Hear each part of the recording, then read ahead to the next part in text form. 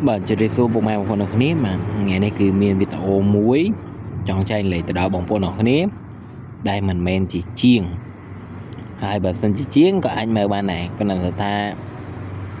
vì mình tại chia bánh hai rồi có cả đọt đôi ngon ngon thì นี่คือประเภทมาโตวีวาrồi có xong ấy được cái này thì mà sự bày prang víaประเภทbộ prang chỉ có lấy chứ cứ đọt đô tầm muối bạn đọt con lại thầm mà đa đấy bạn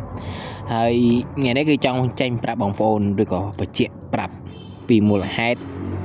ពីចំណុច3ចំណុចដែលបងប្អូនខ្លះអាចនឹងមិនដឹងបាទព្រោះឯងមិនមែនជាជាងប្រហែលជាអត់ដឹងទេថាហេតុអីបានជាគេទ្រាំហើយ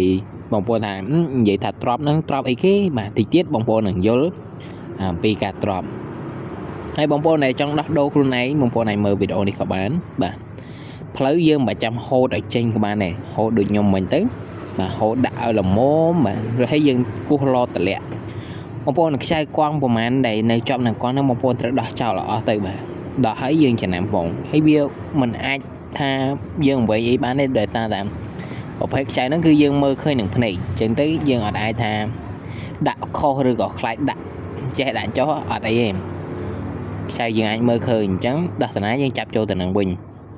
បាទនេះគឺស្បែកប្រាំងដែលយើងដោះមកវាមានសភាពដីច្រើនអញ្ចឹងយើងដោះចេញមកហើយយើងមិនបាច់ចាំប្រើទឹកគុំទាញអីទេយកដៃតែទាញចេញមកចេញហីបាទករណីដែលវាតឹងយកសោកោះឬក៏ទល់វីកោះបន្តិចមក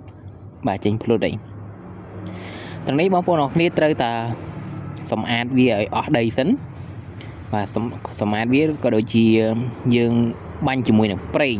ឥឡូវយើងយកច្រាស់ដែលមានច្រាស់បងប្អូនបាទបើអត់មានច្រាស់ទេបងប្អូនអាចយកតែលាងទឹកហើយដុសជាមួយនឹងច្រាស់យើងធម្មតាក៏បានដែរអញ្ចឹងខ្ញុំមានច្រាស់ស្ប៉ុនដុសច្រាស់ស្ប៉ុនមានច្រាស់ដៃដុសច្រាស់ដៃទៅដោះវាទោះមិនបាន 100% ក៏យើងបានត្រឹម 70% ឲ្យវាអស់កម្ទេចកម្ទីដីដែលធ្វើឲ្យភ្ញៀវនឹងដាក់ទៅជីបានយូរដែរហើយបងប្អូនបាច់ចាំថាធ្វើឲ្យវាមិនដោះឲ្យស្អាតដោះអីទៅទាំងអស់ទៅលាងអីទៅបងប្អូនតាមពិតទៅអាកន្លែងហ្នឹងគឺវាចំនឹងកង់ហើយកង់វាចំនឹងគៀកដីអញ្ចឹងបងប្អូនតែជីទៅគឺវាចូលដីដែរស៊ីសងនៅលើផ្លូវរបស់យើងស្អាតឬក៏មិនស្អាតបាទបើផ្លូវជនបទស្រុកស្រែផងដាក់មកគឺ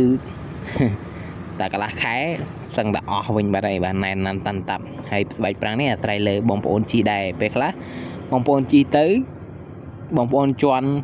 កន្លះខែទៅមួយខែបងប្អូនជន់ទៅរៀងជ្រៅអញ្ចឹងបងប្អូនអាចរឹតបន្តបានតែបងប្អូនខ្លះគាត់អត់ដឹងគាត់ជន់អស់ទីហ្នឹងគាត់ដូរជន់អស់ទីគាត់ដូរអញ្ចឹងវាករណីគឺអាចថាបើយើងមានលុយវាក្រាន់បើថាមិនមានលុយវាពិបាកដែរតែបើសិនជាបងប្អូនរឹតអស់ពេកហើយបងប្អូននៅបន្តជីអាចខូចប៉ះពាល់តែដុំអញ្ចឹងណាបងប្អូនគ្នាបាទឥឡូវនេះយើងយកស្បែកប្រាំងថ្មីរបស់យើងហើយស្បែកប្រាំងនេះទៀតបាទដែលបកមកគឺឆែបបែកអញ្ចឹងយើងអត់ដាក់ទេគឺយើងដូរថ្មីជូនភ្ញៀវតែហ្មងបាទអត់ដាក់អាហ្នឹងចូលវិញទេបាទអញ្ចឹងយើងយកមួយទៀតមកបាទដាក់អាហ្នឹងឲ្យភ្ញៀវហើយកម្រាស់នៃថ្មីនឹងចាស់ខុសគ្នាបាទគឺចាស់វារាំងស្ដើងបាទដែលសារតែយើងជន់វាអស់ហើយប្រភេទស្បែកនេះប្រហែលជាមកពីប្រទេសជិតខាងយើងនឹងឯងបាទប្រទេសសៀមដែលសារតែបាទយើងអេវ៉ាន់ពោះប្រភេទស្បែកប្រាំងឯហ្នឹងគ្រឿងម៉ូតូនិយាយទៅគ្រឿងខា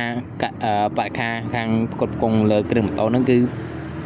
យើងមិនអាចតន់ផលិតបានច្រើនទេមកណាបាទចឹងអធិស្ឋានក្នុងការប្រើរបស់ប្រទេសវាតែខ្ញុំគឺចង់ 100% ខ្ញុំអត់ចង់ប្រើរបស់ប្រទេសសៀមទៀតទេ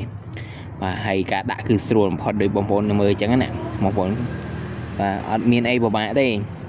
ហើយចំណុចដែលទ្រាំនឹងបងប្អូនទាំងគ្នាបាទខ្ញុំប្រាប់បងប្អូនទាំងអស់គ្នានឹងបកគោលអាកន្លែងខ្ញុំច្បាច់ប្រេងតែអាបកគោលខាងនោះវាមានបកគោលតែប៉ែតហើយនឹងបកគោលត្រង់នោះបងប្អូនឃើញទេបាទអញ្ចឹងអាហ្នឹងគេទ្រាំ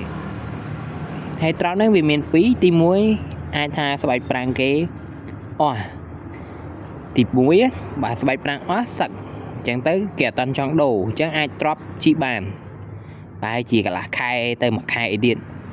តែក្នុងករណីដែលថាទ្រាំមួយទៀតហ្នឹងគឺដុំនេះដុំដែលខ្ញុំពុំបាញ់ហ្នឹងគឺវាហោកមានន័យថាវាធំ